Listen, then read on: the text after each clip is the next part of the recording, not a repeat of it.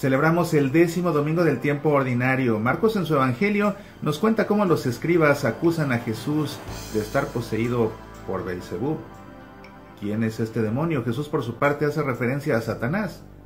¿Quién es Satanás? ¿Quiénes son estos demonios y cuál es su importancia en la historia de la salvación y en la Escritura? Más adelante en el evangelio, Marcos nos dice cómo algunos le dijeron a Jesús que su madre y sus hermanos lo esperaban fuera, a lo que Jesús responde con otra pregunta: ¿quién es mi madre y mis hermanos? Y yo te pregunto, ¿quiénes son esos hermanos de Jesús? ¿Acaso no Jesús es hijo de la Virgen María y la Virgen, por ser virgen, no tuvo más hijos? ¿Quiénes son entonces estos hermanos?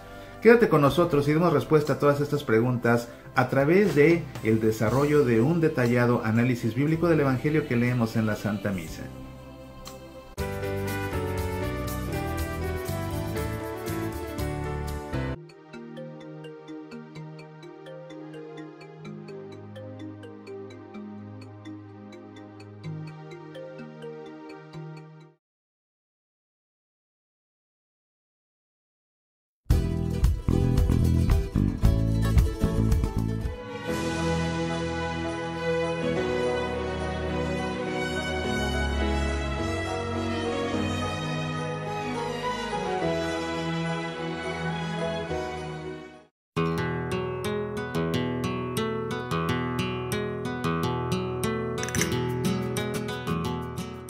Te saluda tu amigo Mauricio Pérez, autor del libro El laberinto del perdón. Los católicos pertenecemos a la religión del perdón. Jesús murió en una cruz por el perdón de nuestros pecados. Desde esa cruz perdonó a quienes lo habían crucificado y nos dijo que nosotros debemos perdonar hasta 70 veces 7. Sin embargo, qué difícil es perdonar. Pero es necesario si queremos recuperar la paz con los demás, la paz con Dios y la paz con nosotros mismos. Por eso, te invito a que me acompañes en mi próxima presentación del taller ¿Por qué no puedo perdonar?, en el que te enseñaré cuáles son los obstáculos más comunes que nos impiden perdonar, cómo superar el rencor y cómo lograr perdonar para así sanar nuestra alma y recuperar la paz que hemos perdido. Parroquia de San Enrique en Gresham, en la Arquidiócesis de Portland. Sábado 22 de junio a partir de las 4 de la tarde. El registro inicia a partir de las 3. Este taller es solo para mayores de 14 años. Acompáñame. Mientras más grande ha sido una ofensa recibida, más grande es nuestra necesidad de perdonar, porque más grande es nuestra necesidad de recuperar la paz.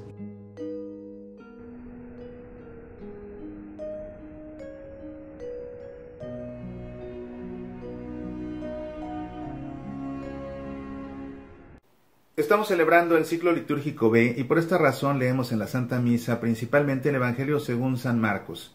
Antes de hacer el análisis bíblico, te invito a que leamos el Evangelio como leemos en la Santa Misa este domingo, y para ello comencemos poniéndonos en presencia del Padre, y del Hijo, y del Espíritu Santo.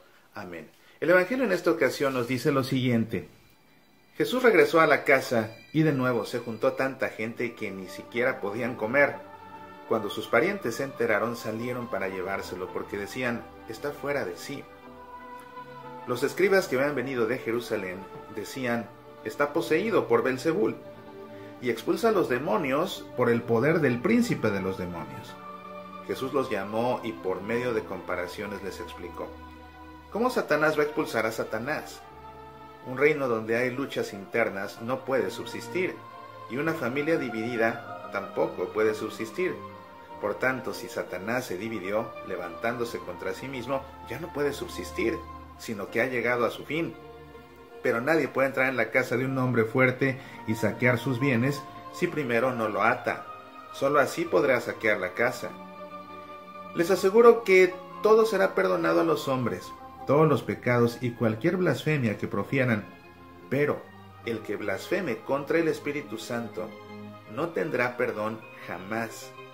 Es culpable de pecado para siempre. Jesús dijo esto porque ellos decían: está poseído por un espíritu impuro. Entonces llegaron su madre y sus hermanos, y quedándose fuera lo mandaron llamar. La multitud estaba sentada alrededor de Jesús y le dijeron: ¿tu madre y tus hermanos te buscan allá afuera? Él les respondió: ¿quién es mi madre y quiénes son mis hermanos?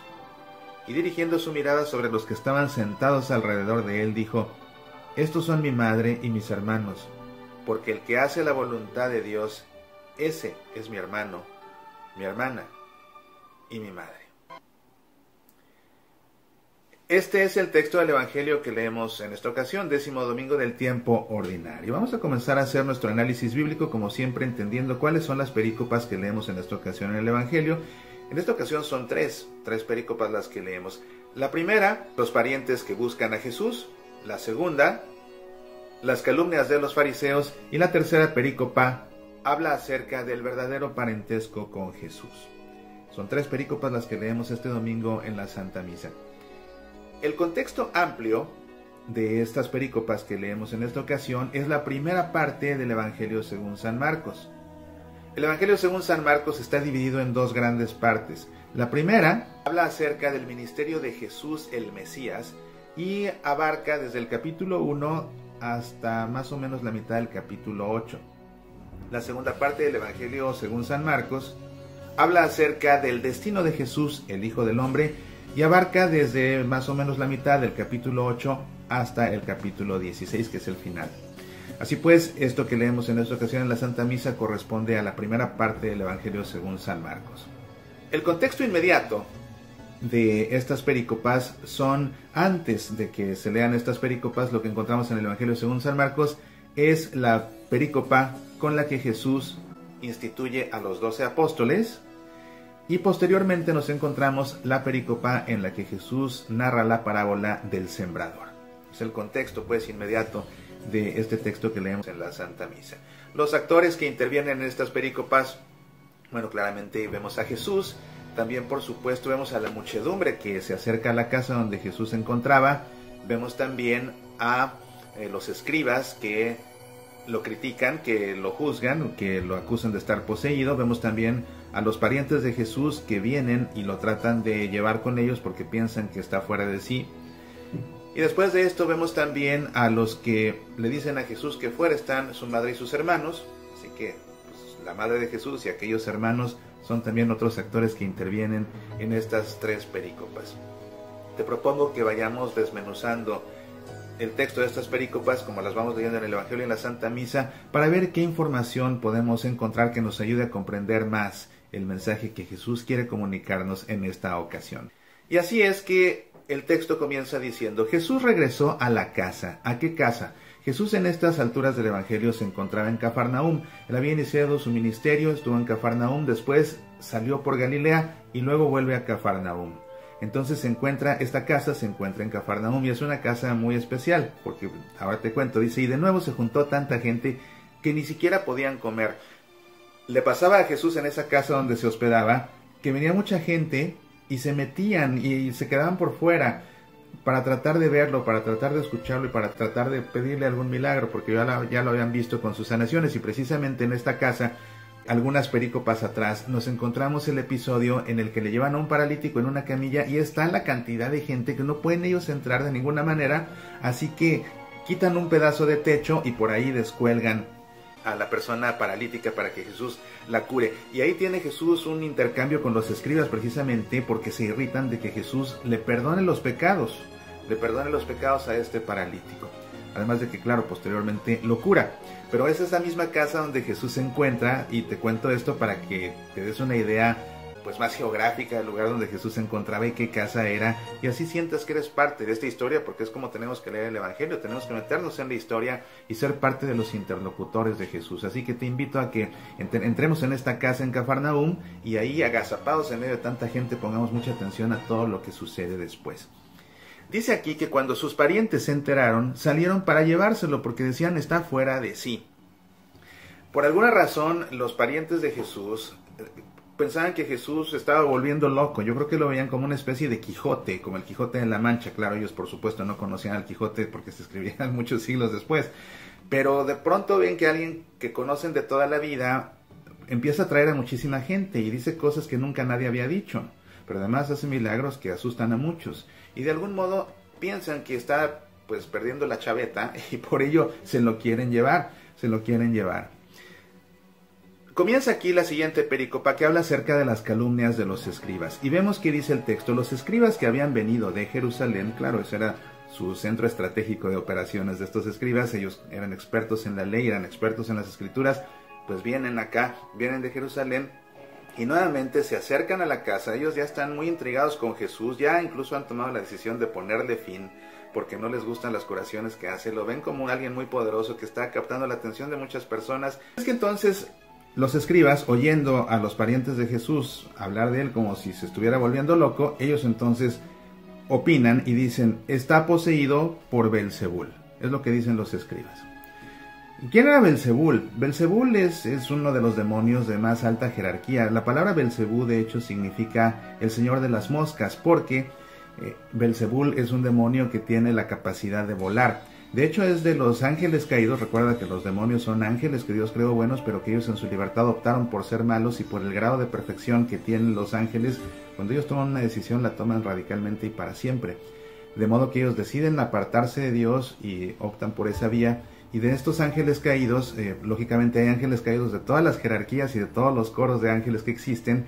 Bueno, pues este Belzebul pertenece a la jerarquía más alta, a la primera jerarquía, que es la que está formada por los serafines, por los querubines y por los tronos. ¿Qué más te puedo contar acerca de Belzebú? Es un demonio interesante porque has de saber que allá en el año 1613 había un dominico que era exorcista, Sebastián Michaelis. Él en 1613 escribió un libro que era una especie de tratado de demonología, se llama Historia Admirable, y para escribir ese texto él se basa en las revelaciones que le hicieron algunos demonios cuando los exorcizó de una monja. Él realiza el rito del exorcismo, y durante el rito del exorcismo, en su diálogo con el demonio o con los demonios que tenían poseída esta monja, le revelan a este dominico los nombres de diferentes de los ángeles caídos, de los diferentes demonios, y la forma como tientan y a quién de los hijos de Dios han tentado que no han podido vencer. Entonces vemos a Belzebú que él se encarga de tentar a las personas para que cometan el pecado de orgullo. Y según lo que le reveló a este dominico, él tentó a San Francisco de Asís, pero San Francisco de Asís no cayó nunca en la tentación de Belzebú. Belzebú aparece incluso en el Antiguo Testamento ya. Su nombre está tomado de una deidad de los filisteos. Toman el nombre, se lo dan a uno de los demonios. Lo vemos por primera vez en la Biblia, en el Antiguo Testamento, en el segundo libro de los Reyes. Y bueno, es lo que opinan estos escribas, que Jesús está poseído por Belzebú. Y dicen entonces, está poseído por Belzebú y expulsa a los demonios por el poder del príncipe de los demonios. Esto no tiene sentido, y Jesús se los hace ver. Jesús los llamó y por medio de comparaciones les explicó cómo Satanás va a expulsar a Satanás. O sea, piensen tantito, cómo Satanás se va a expulsar a sí mismo, cómo Satanás va a expulsar a otros demonios.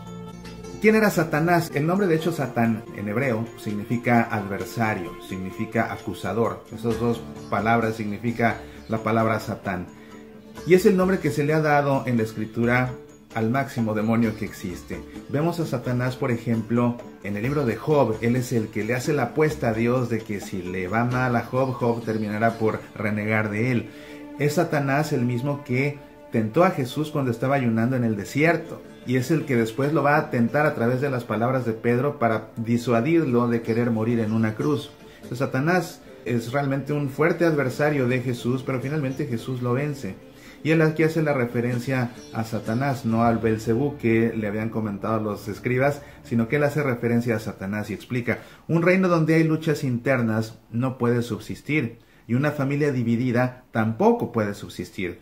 Por lo tanto, si Satanás se dividió, levantándose contra sí mismo, ya no puede subsistir, sino que ha llegado a su fin. Y claro, no es posible que el diablo se destruya a sí mismo. El que termina por vencer al diablo es Jesús mismo, y vamos a ver en el libro del Apocalipsis, el último libro que aparece en la Biblia, vamos a ver en toda la simbología apocalíptica cómo se nos habla de Satanás en la forma de un dragón rojo que finalmente es vencido. Pero no se puede vencer a sí mismo, y es lo que está aquí diciendo Jesús. Pero nadie puede entrar en la casa de un hombre fuerte y saquear sus bienes si primero no lo ata. Solo así podrá saquear la casa. Les aseguro que todo será perdonado a los hombres, todos los pecados y cualquier blasfemia que profieran. Jesús aquí está garantizando el perdón universal de todos los pecados. Así dice Jesús, de todos los pecados y cualquier blasfemia que profieren. Les aseguro además, Él lo está garantizando, les aseguro que todo será perdonado a los hombres, no a los demonios, a los hombres. Dice Jesús, pero el que blasfeme contra el Espíritu Santo no tendrá perdón jamás. Es culpable de pecado para siempre. Solamente hay un pecado que Dios no puede perdonar. Y aquí lo dice Jesús con todas sus letras. Es la blasfemia contra el Espíritu Santo. Y se aclara aquí, el evangelista aclara, dijo esto Jesús porque ellos decían está poseído por un espíritu impuro. Pero es que resulta que con ellos estaban blasfemando, porque le estaban diciendo al Espíritu de Jesús, que es el Espíritu Santo, le estaban diciendo que era un espíritu maligno, que era el mismo Belzebul. Entonces decirle al Espíritu Santo, ¿sabes qué? Tú eres el diablo o tú eres uno de los mayores demonios que existen, es un gran insulto al Espíritu Santo, es una gran blasfemia. Es lo que dice aquí Jesús. Pero el que blasfeme contra el Espíritu Santo no tendrá perdón jamás, ese es culpable de pecado para siempre. Aquí la aclaración del evangelista, como te decía, Jesús dijo esto porque ellos decían, está poseído por un espíritu inmundo. ¿Qué sabemos acerca de este pecado que no es perdonado? El único pecado que no es perdonado, y así Jesús lo advirtió, bueno, consiste en no confiar en la misericordia de Dios. En esencia en eso consiste, y por eso es que no puede ser perdonado, porque el que confía en la misericordia de Dios se arrepiente de sus pecados y los confiesa, y entonces al confesarlos, Dios lo perdona. Pero el que no confía en la misericordia de Dios, porque no confía que Dios es capaz de perdonarlo todo, porque no es capaz de entender que Él le va a seguir dando muchas oportunidades, se acaba apartando de Dios, no le pide perdón jamás. Y eso es una gran ofensa para Dios, porque Dios es el máximo bien, es el sumo bien, es todo amor, y es capaz de perdonarlo todo, pero el que se rehúsa a pedirle perdón, porque desconfía de su misericordia, pues no acaba siendo merecedor de ese perdón. Pues por eso es por lo que es el único pecado que no puede ser perdonado. El Catecismo de la Iglesia Católica, de hecho, nos explica lo siguiente en su párrafo 1864. No hay límites para la misericordia de Dios. Pero quien se niega deliberadamente a acoger la misericordia de Dios mediante el arrepentimiento, rechaza el perdón de sus pecados y la salvación ofrecida por el Espíritu Santo. Semejante endurecimiento puede conducir a la condenación final y a la perdición eterna. Y ese endurecimiento de corazón era el endurecimiento de corazón de estos mismos escribas, que no eran capaces de entender que Jesús venía a obrar con la autoridad del Hijo de Dios, sino que por el contrario, incluso decían que el Espíritu de Jesús, que es el Espíritu Santo, era el mismísimo Belzebú. Es la razón por la que Jesús dice esto. Bueno, con esto entramos a la última pericopa que leemos en el Evangelio, en esta Santa Misa del 10º domingo del tiempo ordinario, en este ciclo litúrgico B. Dice así: entonces llegaron su madre y sus hermanos, y quedándose afuera lo mandaron llamar. La multitud estaba sentada alrededor de Jesús. No pudieron ellos ni entrar. Viene la madre de Jesús, vienen estos hermanos, no pueden entrar porque tal es la multitud. Y bueno, pues ni modo que la Virgen se subiera al techo y quitando el techo y ya se descolgara como hicieron con el paralítico días antes. Ella se queda afuera y simplemente manda a decirle a Jesús, manda a decirle a su hijo que sepa que ahí están para que salga a verlos. La multitud estaba sentada alrededor de Jesús y le dijeron: tu madre y tus hermanos te buscan ahí afuera. Él les respondió: ¿quién es mi madre y quiénes son mis hermanos? Jesús está a punto de dar una enseñanza muy importante. Pero antes de entrar en esa enseñanza tan importante, conviene detenernos a entender quiénes eran estos hermanos. Porque nuevamente, si la Virgen era la mamá de Jesús y la Virgen permaneció virgen después del parto y había sido virgen antes del parto, pues entonces no podía tener otros hijos. Y si no tenía otros hijos, entonces Jesús, ¿cómo hizo para tener hermanos? ¿Quiénes eran esos hermanos? ¿Hijos adoptivos de María y José? No.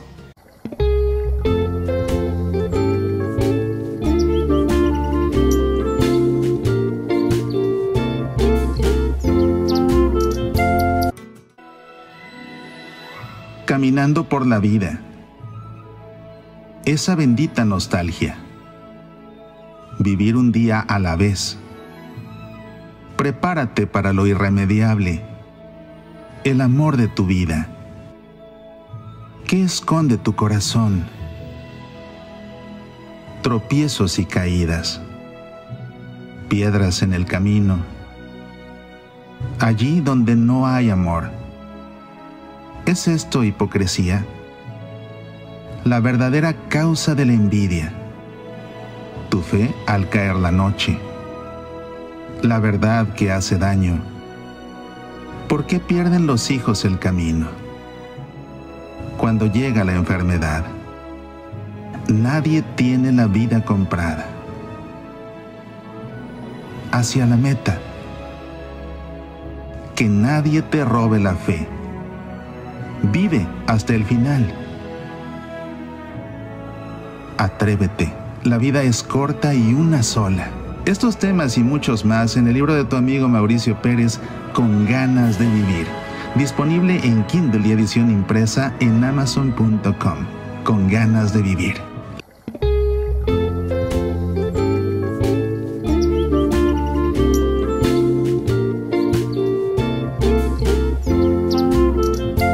Entonces Jesús, ¿cómo hizo para tener hermanos? ¿Quiénes eran esos hermanos? ¿Hijos adoptivos de María y José? No. ¿Sabes que cuando leemos el texto original en griego, llegamos a esta palabra hermanos, nos encontramos el término adelphos? Adelphos en griego, fíjate que significa hermano, sí, significa hermano carnal, pero también significa otras cosas y siempre habla de una cercanía, siempre habla de una relación de muchísima cercanía, de muchísima confianza, incluso de muchísimo cariño. Todo eso es un adelphos. Entonces nos encontramos que esta palabra no solamente significa hermano, sino que también significa pariente cercano. Pensemos en un primo. Significa también amigo muy cercano. Significa también miembro de una comunidad cercana. Entonces así se puede entender que todos los apóstoles fueran hermanos, ¿verdad? Nosotros mismos a veces nos decimos hermanos entre nosotros. ¿Por qué? Porque pertenecemos a esta gran comunidad que es la iglesia, que es el cuerpo místico de Jesús. Entonces también con ese sentido se empleaba la palabra adelphos.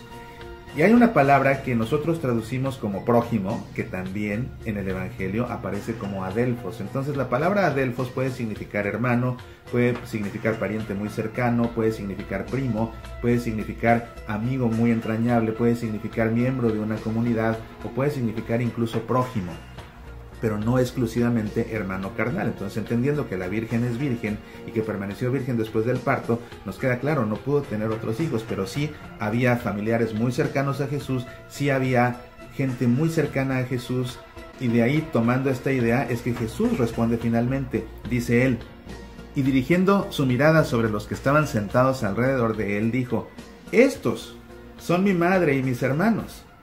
O sea, afuera estaba mi mamá y mis otros hermanos, pero ¿quiénes son mi madre y mis hermanos? Estos que están aquí cerca de mí, sentados a mi alrededor, estos son mi madre y mis hermanos. Dice aquí, porque el que hace la voluntad de Dios, ese es mi hermano, mi hermana y mi madre. El que hace la voluntad de Dios. Y cuando nosotros entendemos esta palabra adelphos también como prójimo, nos damos cuenta de que Jesús dice, bueno, ¿y quiénes son realmente las personas más cercanas a mí? ¿Quiénes son las personas más entrañables para mí? Pues precisamente estos, que por estar tan cerca de mí, están aquí sentados a mi derredor, y que están sentados a mi derredor porque solamente una cosa les interesa, hacer la voluntad de Dios. Hacer la voluntad de Dios. A diferencia de los escribas que solo me están criticando, estos quieren hacer la voluntad de Dios, por eso están aquí. Estos son mis hermanos, porque quieren cumplir la voluntad de Dios. Si alguien te cuestiona sobre el uso de esta palabra, es que puedes encontrarla en el Evangelio, en los Evangelios, y en toda la Biblia aparece la palabra adelphos en numerosas ocasiones, aparece muchísimas veces, es de las palabras que aparecen más veces en la Escritura. Y por ejemplo, en el Evangelio de San Mateo, ya me acordé, mira, aquí en el Evangelio de Mateo, Mateo 25:40 dice, cuando Jesús está hablando acerca del juicio final, ¿te acuerdas? Que él dice, ¿cómo será el juicio? Bueno, es que tuve hambre y no me dieron de comer, tuve sed y no me dieron de beber, estuve desnudo y no me vestisteis. Y ustedes dirán, maestro, ¿cómo te vimos haciendo esto? Y entonces Jesús responde, os aseguro que cuanto hicisteis a uno de estos hermanos míos más pequeños, a mí me lo hicisteis. Y la palabra que emplea ahí Jesús es el plural de adelphos. Es decir, está empleando esta palabra hermanos, pero significa prójimo.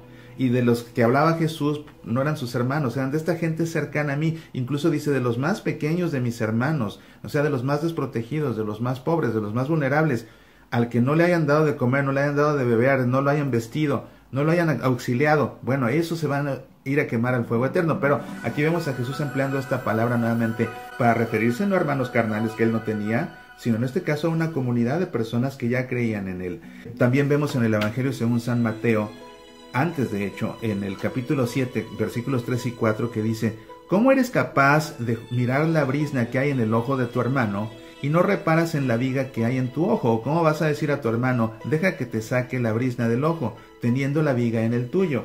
Y aquí aparece nuevamente la palabra, y no se refiere tanto a un hermano carnal, se refiere más bien a un prójimo, a una persona cercana a ti. O sea, ¿cómo te atreves a decirle a una persona cercana a ti: mira la brizna que tienes en tu ojo, cuando tú mismo no eres capaz de ver la viga que atraviesa el tuyo?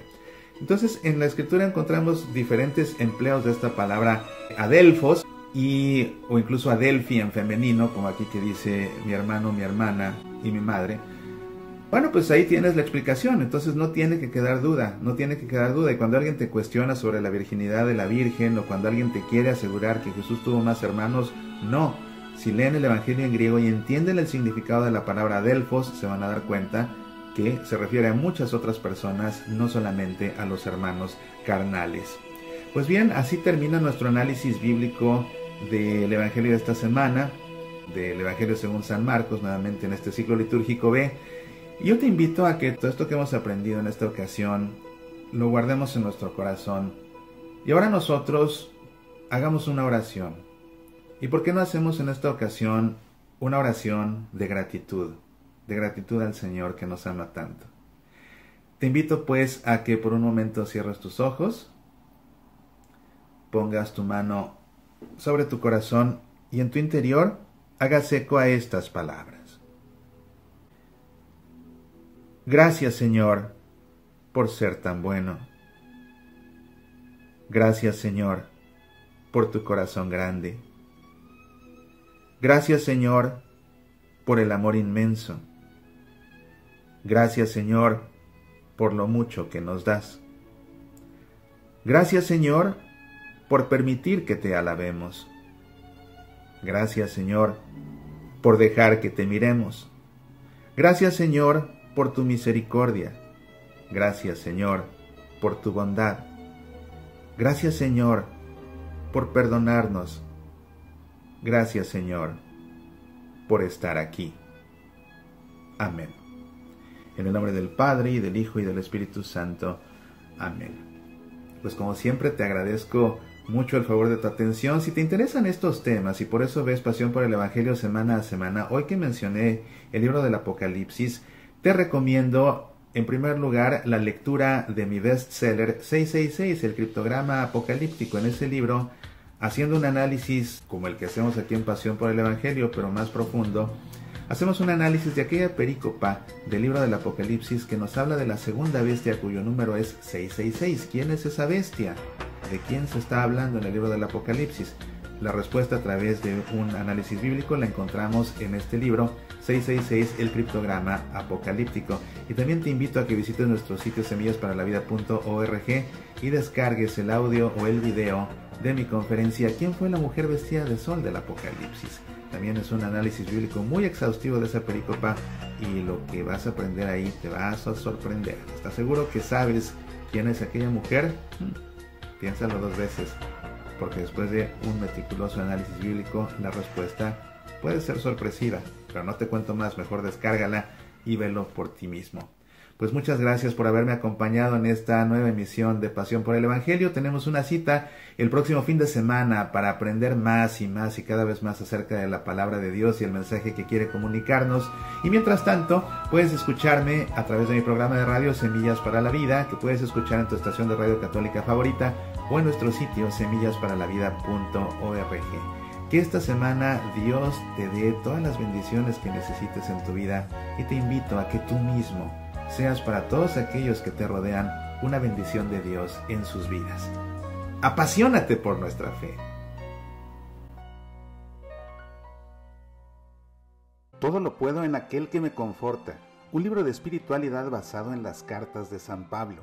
Disponible en edición impresa y también digital para Kindle en Amazon.com y el audiolibro disponible en semillasparalavida.org/todo lo puedo. Todo lo puedo en aquel que me conforta. Medita, aprende, apasionate por nuestra fe. Oraciones para una gotita de agua. el manual de oración que contiene todas las oraciones que he compuesto para concluir cada emisión del programa Pasión por el Evangelio, un excelente libro de cabecera y para llevar contigo cada domingo a misa y rezar después de comulgar, Oraciones para una gotita de agua, disponible en edición impresa y Kindle en amazon.com. Medita, aprende, apasionate por nuestra fe.